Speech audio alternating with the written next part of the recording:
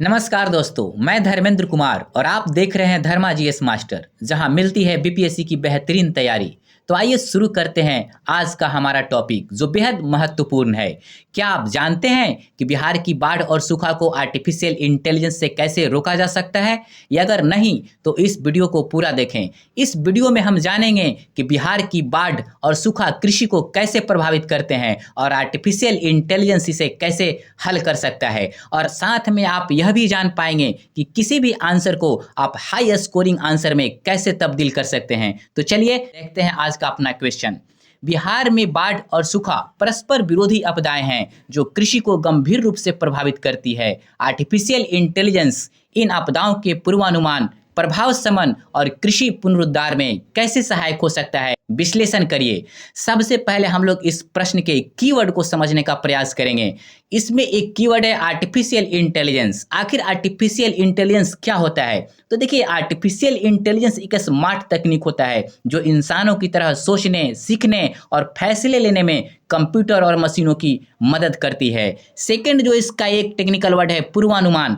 पूर्वानुमान का अर्थ क्या होता है? आने वाले समय की स्थितियों का अंदाजा लगा लेना। अब प्रभाव समन। अब प्रभाव समन को अंग्रेजी में क्या बोलते हैं? इम्पैक्ट मिटिगेशन, मतलब हानिकारक प्रभावों को कम करना। कृषि पुनरुद्धार, मतलब कृषि का एक प्रकार से पुनर्निर्माण करना, अर्थात उसमें सुधार करना। इसको अंग्रेजी में क्या बोलते हैं? Agriculture revival. अर्थात इन तमाम समस्याओं में आर्टिफिशियल इंटेलिजेंस कैसे सहायक होता है, इस रूप में आपको इस आंसर का विश्लेषण करना है। मैं यह समझ चुका हूं कि आप इस प्रश्न का मतलब काफी बखूबी समझ चुके होंगे। अब मैं आपको इसका एक शॉर्ट में पहले आंसर फॉर्मेट बताऊंगा और फिर उसके बाद हम लोग इसका आंसर विस्तार में देखने का प्रयास करेंगे। तो देखिए, सबसे पहले पहला पार्ट में आप क्या बताएंगे? भूमिका। फिर सेकेंड पार्ट में क्या बताएंगे कि कैसे बाढ़ और सूखा यहाँ के कृषि को प्रभावित करती है। थर्ड पार्ट में बताएंगे कि आर्टिफिशियल इंटेलिजेंस इससे निपटने में कैसे सहायक हो सकता है।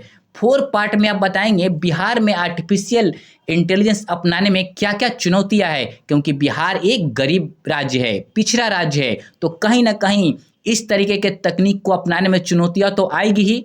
और फिर फिफ्थ पार्ट में आप बताएंगे कि इन चुनौतियों को निपटने के लिए, मतलब इन चुनौतियों से निपटने के लिए क्या किया जा सकता है, मतलब इसका समाधान क्या हो सकता है। और लास्ट में आप बताएंगे एक बेस्ट संतुलित निष्कर्ष, जिससे आपका आंसर परफेक्ट हो जाएगा। तो चलिए देखते हैं। दोस्तों, हमारे चैनल को सब्सक्राइब करें और टेलीग्राम से जुड़ें ताकि आपको सभी जरूरी पीडीएफ समय पर मिलते रहे। तो चलिए शुरू करते हैं आज का अपना आंसर। सबसे पहले भूमिका। देखिए, बिहार की कृषि बाढ़ और सूखे दो विपरीत प्राकृतिक आपदाओं से बुरी तरह प्रभावित होती है। आप देखेंगे उत्तर बिहार में हर साल बाढ़ से फसलें डूब जाती है, जबकि दक्षिण बिहार में सूखे से सिंचाई संकट खड़ा हो जाता है। अब देखिए क्यों। अब देखिए, उत्तर भारत में आप देखेंगे जो भी महत्वपूर्ण नदियां हैं, जैसे गंडक हो गया, कोसी हो गया, बागमती हो गया, कमला हो गया, गंगा नदी हो गया, आप देखेंगे यह हिमालय से निकलती है और कहीं ना कहीं मानसून में ना बड़े पैमाने पर जल ग्रहण करती है और यह बाढ़ का एक कारण बन जाता है।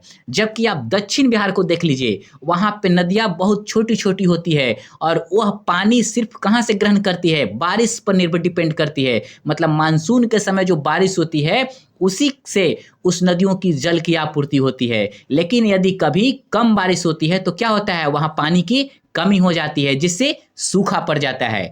अब फिर लिखेंगे कि इस समस्या के समाधान में आर्टिफिशियल इंटेलिजेंस एक नई क्रांति ला सकता है, जिससे पूर्वानुमान, जल प्रबंधन और फसल सुरक्षा को बेहतर बनाया जा सकता है।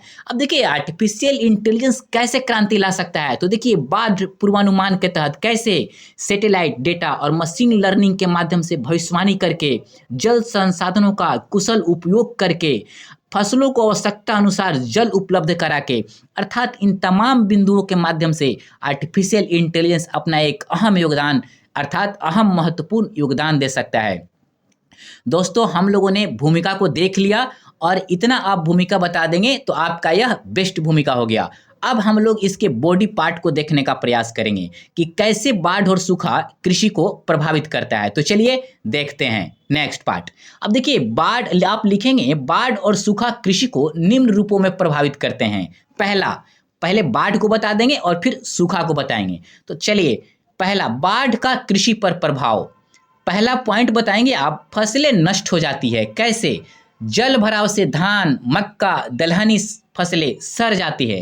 अब देखिए, फसलें जब पानी में डूब जाएगी तो पौधा क्या होगा? सड़ने लगेगा। मिट्टी में यदि अत्यधिक नमी हो जाएगा तो क्या होगा? पौधे का जो जड़ होगा वो गल जाएगा। और जब तेज बहाव का पानी होगा तो उसमें क्या होगा? मिट्टी के साथ साथ पौधे भी बह जाएंगे, तो फसल क्या होगा? नष्ट हो जाएगा। सेकेंड पॉइंट, मृदा की उर्वरता घट जाती है। क्यों? अब देखिए, बाढ़ उपजाऊ मिट्टी को बहा ले जाती है, जिससे भूमि बंजर हो जाती है। अब देखिए, तेज यदि पानी बहेगा तो क्या होगा? जो ऊपर का उपजाऊ जो मिट्टी होता है वह बह जाएगा। और अत्यधिक जल भराव से मिट्टी में जो पोषक तत्व हो जाता है कहीं ना कहीं घट जाता है। और एक चीज और इसमें आती है कि लंबे समय तक यदि जल वहां पे रहेगा तो जो मृदा में सूक्ष्म जीव होते हैं, जो मृदा को मतलब उर्वर बनाते हैं, वो कहीं ना कहीं प्रभावित होते हैं।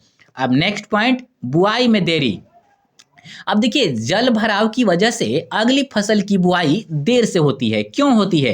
क्योंकि खेतों में यदि पानी भर जाएगा तो बीज क्या होगा? अंकुरित नहीं हो पाएगा। मिट्टी यदि दलदली हो जाएगी तो क्या करेंगे? जुताई संभव नहीं हो पाएगी। और यदि बहुत ज्यादा बड़े पैमाने पर नमी होगा तो यदि बीज आप बो भी देंगे तो क्या हो जाएगा? सड़ जाएगा। नेक्स्ट पॉइंट, बीमारियां और कीट बढ़ते हैं। कैसे? अब देखिए, बाढ़ के बाद फसल रोग और कीट संक्रमण में वृद्धि होती है। कैसे वृद्धि होती है? तो देखिए, यदि अत्यधिक नमी हो जाएगा तो इससे क्या होगा? कीट और जो रोगजनक फंगस होता है ना, वो बड़ी तेजी से बढ़ते हैं। आप देखेंगे, जल भराव के कारण जो पौधे का जो रोग प्रतिरोधक क्षमता होता है वह भी घट जाता है। और आप देखेंगे, इसी तरीके के क्लाइमेट में ना आप देखेंगे गंदगी में विषाणु, बैक्टीरिया, वायरस काफी ज्यादा बड़े पैमाने पर बढ़ते हैं और कहीं ना कहीं पौधे को ना एक प्रकार से संक्रमित कर देते हैं। अब जब बाढ़ का कृषि पर क्या प्रभाव पड़ा यह देख लिए, तो अब नेक्स्ट हम लोग देखेंगे सूखे का कृषि पर क्या प्रभाव पड़ता है। तो चलिए इसको देखते हैं। पहला पॉइंट देखिए, आप क्या बताएंगे? पानी की कमी से फसलें सूख जाती है। देखिए, सिंचाई न होने पर खरीफ और रबी फसलें प्रभावित होती है। देखिए, खरीफ फसल में क्या आती है? एक एग्जांपल ले लीजिए, धान पीटी में आता है आपको। देखिए, धान को क्या चाहिए? बड़े पैमाने पर पानी चाहिए। सूखा पड़ने पर क्या होगा? फसल कमजोर हो जाएगा। और रबी फसल में कौन सी आती है? एग्जाम्पल एक गेहूं को ले लीजिए। क्या गेहूं ना सिंचाई बहुत खोजती है और सिंचाई पर यह ज्यादा निर्भर होती है, लेकिन यदि पानी की कमी हो जाएगा तो क्या होगा? हमारा प्रोडक्शन खराब हो जाएगा, मतलब उस लेवल का उत्पादन नहीं कर पाएंगे। और कहीं ना कहीं मिट्टी में यदि नमी खत्म हो जाती है तो पौधे की ग्रोथ जो है वह रुक जाती है। सेकेंड पॉइंट, भूमिगत जल स्तर गिरता है। अब देखिए, सिंचाई के लिए ट्यूबवेल और कुएं बेकार हो जाएंगे। अब देखिए, बारिश ही नहीं होगी तो क्या होगा? जल का पुनर्भरण नहीं होगा। और एक और, लगातार जब जल का दोहन करते रहेंगे तो क्या होगा? तेजी से जल जो भूजल है वो घट जाता है। तो इसका परिणाम क्या होता है कि नदियां और तालाब जो आपके समक्ष होता है वह सूख जाती है। और यह काफी हद तक बड़े पैमाने पर यह संकट का कारण बन जाती है। नेक्स्ट पॉइंट, किसानों की आर्थिक तंगी। अब देखिए, कम उत्पादन और बढ़ते दिन से किसान आर्थिक संकट में आ जाते हैं। कैसे आएंगे? यदि उनका फसल ही खराब हो जाएगा तो उनका आमदनी कैसे होगा? आप खुद अंदाजा लगाइए कि किसान जो बैंक से कर्ज लेके या शुद्ध मतलब साहूकारों से लेके जो खेती करते हैं, लेकिन यदि सूखा के कारण उनकी फसलें खराब हो जाएगी और उनको आमदनी नहीं होगी तो कैसे लौटाएंगे? उनके फसल बर्बाद हो जाएंगे। और जब कर्ज नहीं चुका पाएंगे तो क्या होगा? कहीं ना कहीं एक प्रकार से ना वो आत्महत्या जैसी घटनाएं को मतलब अंजाम देने के लिए भी मजबूर हो जाते हैं, मतलब डिप्रेशन का शिकार हो जाते हैं। और कहीं ना कहीं वो काफ़ी ज़्यादा आर्थिक तंगी के चक्रजाल में फंस जाते हैं। जब हम दोनों समस्याओं को देख लिए कि कैसे बाढ़ कृषि को प्रभावित करता है, सूखा कृषि को कैसे प्रभावित करता है, अब हम लोग यह समझेंगे कि आर्टिफिशियल इंटेलिजेंस इन समस्याओं को कैसे प्रभावी तरीके से हल करता है। तो चलिए देखते हैं। आप लिखेंगे कि आर्टिफिशियल इंटेलिजेंस इन समस्याओं को नए और प्रभावी तरीके से हल करने में सहायक हो सकता है। अब देखिए कैसे। तो चलिए, पहला पॉइंट, बाढ़ और सूखे की मतलब भविष्यवाणी करके। अब देखिए कैसे। तो देखिए, लिखेंगे आप कि सैटेलाइट इमेजिंग और मशीन लर्निंग की मदद से मतलब एआई सटीक पूर्वानुमान कर सकता है। अब देखिए क्या करेगा, सैटेलाइट से जो तस्वीरें लेती है उसका सही तरीके से यह विश्लेषण कर सकता है और यह भी बता सकता है कि कैसे मतलब इसका मतलब क्या बोलते हैं, मतलब नदियों का जल स्तर मतलब कितना है, मिट्टी की नमी कितना है। मन इन तमाम चीज़ों का ना जो सैटेलाइट सैटेलाइट के माध्यम से जो तस्वीर लेगा उसका विश्लेषण करके ना सही पूर्वानुमान कर सकता है आपको। अब देखेंगे जो मशीन लर्निंग होती है पिछले वर्षों के डेटा को ना अध्ययन करके उसके पैटर्न को ना पहचान सकता है, और जब पैटर्न को एक बार पहचान लेगा तो उस आधार पर यह अनुमान लगा लेता है कि कहाँ बाढ़ आ सकती है, कहाँ सूखा पड़ सकता है। तो इसका फायदा क्या होता है? इसका फायदा यह होता है कि किसानों को सही समय पर यदि चेतावनी मिल जाए तो वह क्या होगा, मतलब उसको ध्यान में रखते हुए अपने कार्यों को अंजाम देगा। Second point, Google flood forecasting. AI जैसी तकनीकें किसानों को समय से पहले चेतावनी देकर तैयारी में मदद करता है। अब देखिए गूगल फ्लड फोरकास्टिंग एआई क्या है? तो देखिए यह गूगल का ना एक आर्टिफिशियल इंटेलिजेंस आधारित मॉडल है जो मौसम का डेटा, नदी जल स्तर और बारिश के पूर्वानुमान का एक प्रकार से सही तरीके से विश्लेषण करके बाढ़ से पहले ही चेतावनी जारी करता है, जिससे किसान अपनी फसल की रक्षा करने के लिए कोई ना कोई उपाय करने का काम करते हैं। इस रूप में यह काफी ज्यादा सहायक होता है। नेक्स्ट बताएंगे जल प्रबंधन के रूप में। अब देखिए जल प्रबंधन के रूप में कैसे आर्टिफिशियल इंटेलिजेंस सहायक हो सकता है, तो चलिए देखते हैं। अब देखिए आईओटी का फुल फॉर्म क्या होता है? तो देखिए आईओटी का फुल फॉर्म होता है ना, मतलब इंटरनेट ऑफ थिंकिंग। तो इंटरनेट ऑफ थिंकिंग मतलब कैसे मदद करता है? देखिए इंटरनेट ऑफ थिंकिंग ना एक प्रकार से आप देखेंगे कि उन्नत तकनीक है जिसमें स्मार्ट डिवाइस, सेंसर और क्लाउड कंप्यूटिंग के माध्यम से डेटा प्रोसेसिंग और निर्णय लेने की क्षमता होती है। आप समझ गए कि इंटरनेट ऑफ थिंकिंग क्या है। अब देखिए आईओटी सेंसर और ड्रोन जल स्तर से क्या करते हैं, निगरानी कर सकते हैं। और इससे क्या फायदा होता है, मतलब क्या होगा, जब इसकी निगरानी करेंगे तो जो जल स्तर यदि इनको पता चलेगा या ड्रोन से ऊंचाई से, मतलब वो देखेंगे कि खेतों को सही तरीके से मतलब पानी मिल पा रहा है कि नहीं, वो उनका मतलब कहने का मतलब लेवल सही है कि नहीं। तो इस रूप में ना काफी ज्यादा वह मदद करने का प्रयास करते हैं। नेक्स्ट पॉइंट, स्मार्ट सिंचाई प्रणाली से कम पानी में अधिक उत्पादन संभव हो सकता है। अब देखिए कैसे, स्मार्ट सिंचाई क्या है? देखिए स्मार्ट सिंचाई में ना सेंसर यह मापता है कि मिट्टी में कितनी नमी है और जरूरत के हिसाब से कितना पानी दिया जाए। आप देख लीजिएगा कि ड्रिप इरिगेशन मतलब आर्टिफिशियल इंटेलिजेंस के मदद से ड्रिप इरिगेशन जो प्रणाली होती है उसके माध्यम से खेतों में सही अर्थात आवश्यकता के हिसाब से पानी की मात्रा पहुंचाई जा सकती है, जिससे क्या होगा, जल कहीं ना कहीं बर्बाद कम होगा। नेक्स्ट, बाढ़ का पानी जलाशयों में संग्रहित कर सूखे के समय उपयोग किया जा सकता है। अब देखिए इसके लिए क्या किया जा सकता है कि बड़े जलाशय और कृत्रिम तालाब बनाए जा सकते हैं जहां बाढ़ का पानी एकत्र किया जा सकता है। अब आर्टिफिशियल इंटेलिजेंस का क्या यहाँ योगदान होगा? तो देखिए आर्टिफिशियल इंटेलिजेंस आधारित सिस्टम पानी के स्तर को ट्रैक करके यह तय कर सकता है कि कब और कितना पानी कहां पर उपयोग किया जाए। इस रूप में आर्टिफिशियल इंटेलिजेंस जल का सही तरीके से प्रबंधन कर सकता है। नेक्स्ट पॉइंट, फसल सुरक्षा।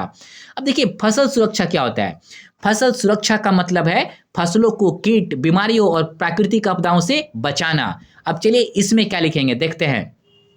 आर्टिफिशियल इंटेलिजेंस सक्षम ड्रोन और सेंसर खेतों की निगरानी कर फसल रोग और कीट संक्रमण की पहचान जल्दी कर सकते हैं। अब देखिए कैसे, अब देखिए आर्टिफिशियल इंटेलिजेंस जो ड्रोन होता है खेतों के ऊपर अब मतलब अपने जो उसका हाई रेजोल्यूशन का जो कैमरा होता है उससे तस्वीर लेकर पौधे का एक प्रकार से उसकी जो क्या स्वास्थ्य है उसका जांच कर सकता है। अब देखेंगे जो इसका सेंसर होता है मिट्टी की नमी को मतलब सही तरीके से मतलब वो देख सकता है, उसमें क्या पोषक तत्व की कमी है, क्या तापमान है, इन तमाम चीज़ों को ना ये सही तरीके से भांप सकता है, माप सकता है। और यदि शुरुआत में ही आपको अगर इसका मतलब पता चल जाए कि पौधे में क्या कमी है या क्या रोग होने की संभावना है तो कहीं ना कहीं आप उसका उपाय करके फसल के नुकसान को बचा सकते हैं। नेक्स्ट पॉइंट, डेटा एनालिटिक्स से किसानों को बताया जा सकता है कि कौन सी फसल कब और कहां होनी चाहिए। अब देखिए डेटा एनालिटिक्स का मतलब क्या होता है? देखिए यह जलवायु, मिट्टी की उर्वरता और बाजार के हिसाब से उपयुक्त फसलों का सुझाव देने का काम करता है। आप देखेंगे आर्टिफिशियल इंटेलिजेंस क्या करता है, पुराने कृषि डेटा का विश्लेषण करके आपको बताता है कि कौन सी फसल किस क्षेत्र में ज़्यादा उपयोगी होगी, कौन सा फसल कहाँ लगाया जाए। इससे किसानों को क्या फायदा होगा कि वह बिना जोखिम के ही सही फसल का चुनाव कर सकते हैं। नेक्स्ट, बाढ़ और सूखे का पुनरुद्धार। अब देखिए इसमें क्या आप लिखेंगे, तो देखिए आर्टिफिशियल इंटेलिजेंस तकनीक से प्रभावित क्षेत्रों की मैपिंग कर किसानों को फसल बीमा और मुआवजा दिलाने में मदद मिल सकती है। अब देखिए इसमें क्या होगा, आर्टिफिशियल इंटेलिजेंस सैटेलाइट इमेज और ड्रोन का एक प्रकार से सही उपयोग करके यह पता लगा सकता है कि किन क्षेत्रों में कितनी क्षति हुई है, और कहीं ना कहीं यह डेटा सरकार, और यदि फसल का यदि मतलब बीमा कराए हैं तो बीमा कंपनियों को भेजकर उनसे सही तरीके से मुआवजा लेने का मतलब काम किया जा सकता है। अर्थात किसानों को जल्दी मुआवजा मिल सकता है, और कहीं ना कहीं पारदर्शी जो डेटा मिलेगा तो इससे किसानों को बहुत ज़्यादा फायदा मिलेगा। दोस्तों हमने यह देख लिया कि कैसे आर्टिफिशियल इंटेलिजेंस सहायक हो सकता है।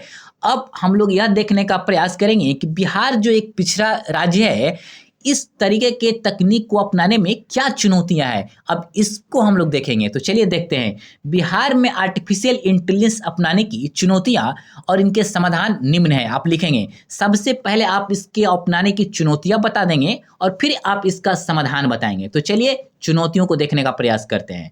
अब देखिए पहला चुनौती क्या है, तकनीकी जागरूकता की कमी। अब देखिए इसमें क्या लिखेंगे, ग्रामीण क्षेत्रों में आर्टिफिशियल इंटेलिजेंस तकनीकों की जानकारी सीमित है। अब देखिए क्यों सीमित होता है, क्योंकि शिक्षा और डिजिटल साक्षरता की कमी के कारण आप देखेंगे आर्टिफिशियल इंटेलिजेंस के बारे में लोगों को जानकारी नहीं मिल पाती है। तो इससे क्या होता है, तो तकनीकों का ना सही उपयोग नहीं हो पाता है। नेक्स्ट, डिजिटल साक्षरता का अभाव। अब देखिए डिजिटल साक्षरता का मतलब क्या होता है, डिजिटल साक्षरता का अर्थ होता है कंप्यूटर, स्मार्टफोन और इंटरनेट का सही उपयोग करना। यदि आप सही उपयोग नहीं जानते हैं तो आप डिजिटल रूप से साक्षर नहीं हैं। अभी देखिए इसमें क्या लिखेंगे, किसान नई तकनीकों को अपनाने में संकोच करते हैं। क्यों संकोच करते हैं, क्योंकि उन्हें यह जटिल और महंगी लगती है। जब हम चुनौतियों को बता देंगे तो अब इसका क्या समाधान हो सकता है, इसमें आप 2 पॉइंट बताएंगे। तो चलिए इसको देखने का प्रयास करते हैं। देखिए संभावित समाधान, अब देखिए संभावित समाधान में क्या बताएंगे, आर्टिफिशियल इंटेलिजेंस किसान सूचना केंद्र बनाकर किसानों को तकनीकी प्रशिक्षण दिया जाए। अब देखिए इसमें मतलब कैसे मतलब उनको प्रशिक्षण देंगे, तो देखिए प्रत्येक जिले के प्रत्येक ब्लॉक में आर्टिफिशियल इंटेलिजेंस सक्षम किसान सूचना केंद्र स्थापित किया जाए, जहां विशेषज्ञ किसानों को तकनीकी प्रशिक्षण दें। इस केंद्रों पे क्या होगा, digital screen, mobile app, artificial intelligence chatbots के जरिए किसानों को सही जानकारी देने का काम किया जाए। नेक्स्ट बताएंगे कि सरकार एआई स्टार्टअप्स को प्रोत्साहित करे ताकि बिहार में बाढ़ और सूखा समाधान हेतु नई तकनीक विकसित हो सके। अब देखिए एआई मैं शॉर्ट फॉर्म में यहाँ लिखा हूँ, आप एआई का मतलब आप समझिएगा आर्टिफिशियल इंटेलिजेंस, ऐसा नहीं सोचिएगा कि एआई क्या है। यहाँ हम शॉर्ट फॉर्म में लिखे हैं, आप भी एग्जाम में शॉर्ट फॉर्म लिख सकते हैं। तो देखिए सेकेंड पॉइंट, सरकार आर्टिफिशियल इंटेलिजेंस स्टार्टअप्स को प्रोत्साहित करे ताकि बिहार में बाढ़ और सूखा समाधान हेतु नई तकनीक डेवलप हो सके। अब देखिए एआई स्टार्टअप्स क्या होती है, तो देखिए एआई स्टार्टअप्स वे कंपनियां होती है जो आर्टिफिशियल इंटेलिजेंस तकनीकों का उपयोग करके कृषि, जल प्रबंधन और आपदा प्रबंधन के लिए नए समाधान विकसित करती है। तो सरकार को क्या करना चाहिए, सरकार इन स्टार्टअप्स को फंडिंग करके रिसर्च सुविधाएं और प्रोत्साहन देकर बिहार में जो स्थानीय तकनीकी और इनोवेशन को बढ़ावा देने का काम करना चाहिए। इससे क्या होगा, इससे कृषि संकट से निपटने में किसानों को बहुत ज़्यादा हेल्प होगी। दोस्तों जब इतना बताएंगे तो अब हम लोग एक इसका बेस्ट निष्कर्ष देने का प्रयास करेंगे, क्योंकि आपका बॉडी पार्ट हो गया। तो चलिए एक बेस्ट निष्कर्ष को देखने का प्रयास करते हैं। अब देखिए आप निष्कर्ष क्या बताएंगे, निष्कर्षतः बिहार की कृषि को बाढ़ और सूखे की दोहरी मार से बचाने के लिए आर्टिफिशियल इंटेलिजेंस एक अत्यधिक प्रभावी समाधान साबित हो सकता है।